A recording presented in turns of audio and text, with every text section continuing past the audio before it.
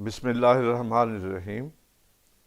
محترم ناظرین، کافی عرصے بعد ڈاکٹر صلاح الدین بابر میں آپ کی خدمت میں حاضر ہوں۔ آج کا موضوع جو ہے میں آپ سے بات کرنا چاہتا ہوں وہ یہ ہے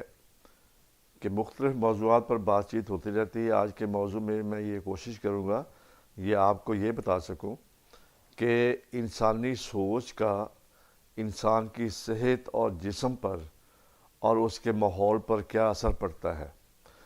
آپ کو جیسے معلوم ہے کہ جسم کے دو حصے ہیں، ایک دماغ کا حصہ ہے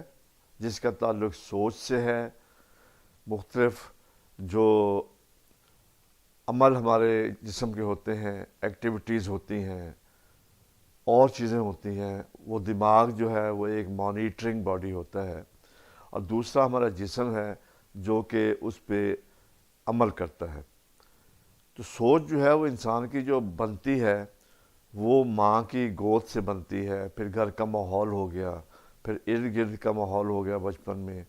اس کے بعد تعلیمی ادارے ہو گئے، آپ کے اساتذہ ہو گئے، آپ کا ورکنگ پلیس جو ہے وہ ہو گئی، آپ کے دوستی اور آپ کا ماحول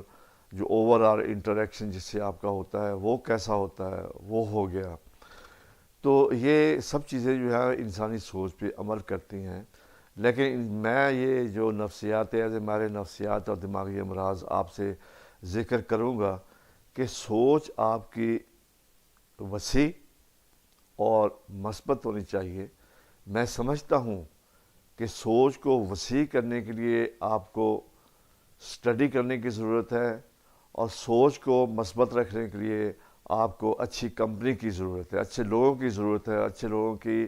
نشست کی ضرورت ہے، ان کے ساتھ بیٹھنے کی ضرورت ہے تاکہ آپ کی سوچ جو ہے وہ مثبت رہے۔ کیونکہ جو نیگیٹو، جیسے یہ میں آپ کو اپنا ہاتھ دکھا رہا ہوں، اس ہاتھ کے دو حصے ہیں، یہ اس کا سیدھا حصہ ہے اور یہ اس کا الٹا حصہ ہے۔ آپ صرف الٹے حصے کو دیکھتے رہیں، اس کو سامنے رکھیں تو آپ کی نیگیٹو سوچ ہوگی، آپ ہر چیز کو منفی انداز میں لیں گے، اور اگر آپ مثبت حصے کو دیکھیں گے، کیونکہ ہر چیز کے دو پہلو ہوتے ہیں، ایک برا پہلو ہے، ایک اچھا پہلو ہوتا ہے۔ جو چیز آپ کے اختیار میں ہے، بس میں ہے، آپ کے مالی وسائل کے، آپ کے فزیکل وسائل کے، آپ کی انرجی کے مطابق، آپ کی ہر جو طاقت آپ میں موجود ہیں، آپ اس پہ کوشش کر کے جو آپ سے کوشش سے چیز باہر ہو جاتی ہے تو ظاہر ہے وہ باہر ہو گئی ہے۔ جیسے اپنے قریبی عزیزوں میں کسی کی موت ہوتی ہے تو ڈاکٹر کہتے ہیں کہ وہ گھر لے جائیں اور وہ درود شریف پڑھیں اور سورہ یاسین پڑھیں اور جو سورہ ہے وہ پڑھیں۔ انسان اپنا عزیز جو ہے آپ کے ہاتھوں سے وہ جا رہا ہوتا ہے اور آپ بے بس بیٹھے ہوتے ہیں، تو اس میں یہ ہے کہ انسان کا بس نہیں ہوتا، وہ بے بس ہو جاتا ہے۔ جب کسی چیز کا حل موجود ہے تو پھر پریشانی کس چیز کی، جس چیز کا حل موجود ہی نہیں ہے، انسانی طاقت بھی نہیں ہے، تو پھر پریشانی کس چیز کی۔ تو میرا کہنے کا مقصد یہ ہے کہ اپنی سوچ کو مثبت رکھنے کے لیے اچھی کمپنی رکھیں، اچھے لوگوں کی نشست میں بیٹھیں، اور سوچ کو وسیع کرنے کے لیے آپ مختلف کتابوں کا، مختلف رسائل کا، چاہے وہ مذہبی ہو، دنیاوی ہو، اچھے رائٹرز ہوں جو کہ آپ کو زندگی کی مثبت سوچ اور مثبت سوچ کی طرف لے جائیں، اس کے لیے ٹپس بتائیں، سٹریس فری رہنے کے لیے طور طریقے بتائیں کہ سٹریس کو کوپ کیسے کرنا ہے، اپنی نیگیٹو سوچ کو مثبت سوچ میں کیسے لے کے آنا ہے۔ تو اس لیے ان چیزوں کے لیے آپ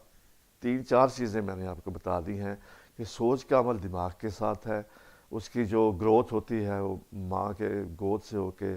گھر سے ہو کے، محلے سے ہو کے، اسکول سے ہو کے، کالج سے ہو کے، آپ کے ٹیچر سے ہو کے، پھر آپ کے جہاں آپ کام کر رہے ہیں وہاں آپ کی کمپنی، لوگوں کی مثبت انٹریکشن، اچھی کمپنی بیٹھنا، اچھی لوگوں میں بیٹھنا، انٹریکشن کرنا، کوشش کریں ہفتے میں 1-2 دفعہ اپنے اچھے لوگوں میں بیٹھیں، اور اپنی اسٹڈی کو، اپنے مطالعے کو جو ہے وہ وسیع کریں۔ مطالعہ آپ کتابوں سے پڑھ کے وسیع کریں، پڑھے لکھے لوگوں میں بیٹھ کر وسیع کریں، اور اللہ پہ مکمل یقین کر کے اپنی سوچ کو مثبت رکھیں، جس کے آپ کی ذہنی صحت پہ، جسمانی صحت پہ، گھر کے ماحول میں اور ارد گرد کے ماحول میں بہت اچھے اثرات پیدا ہوں گے، اور آپ کی ایک زندگی میں عزت اور رسپیکٹ بنے گی، اور آپ اپنے بہت اعتماد اور سکون کے ساتھ دنیا میں چل پھر سکیں گے۔